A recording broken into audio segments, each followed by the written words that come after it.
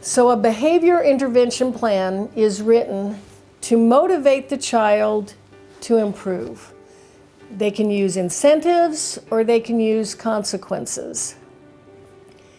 And it's effective. It works if you're using an incentive the child wants. For example, if you say, every time Johnny stays in his seat, he gets a Tootsie Roll, and you know your child hates Tootsie Rolls, it's not going to work. So make sure that it is written in a way that it's going to be effective for your child. The idea is to reward positive behavior, and you also want to make sure it's not humiliating. It's not something that's going to hurt your child. It's one thing if your child makes a mess and you ask him to clean it up.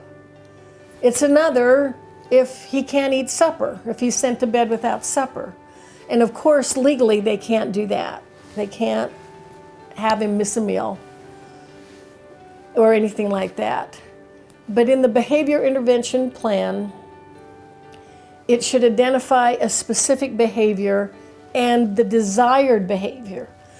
For example, every time it's time to line up to go out to recess, this child refuses to get in line. He doesn't want to stop what he's doing. First of all, determine, does he need more transition time? Does your child need to be told 10 minutes before it's time to go to recess that he needs to stop the activity he's working on? Just you have 10 more minutes to finish that. And then you have 5 more minutes. So that may help. But if it doesn't, we've identified this is the behavior we want.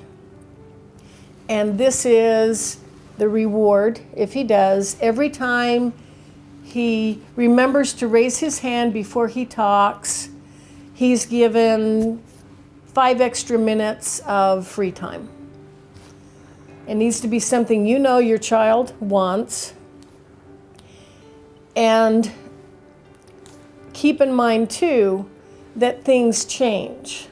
Maybe right now, 5 more minutes of free time is really great, but maybe something changes and in 6 months it's no longer a big deal, and offering him something else is going to be more effective.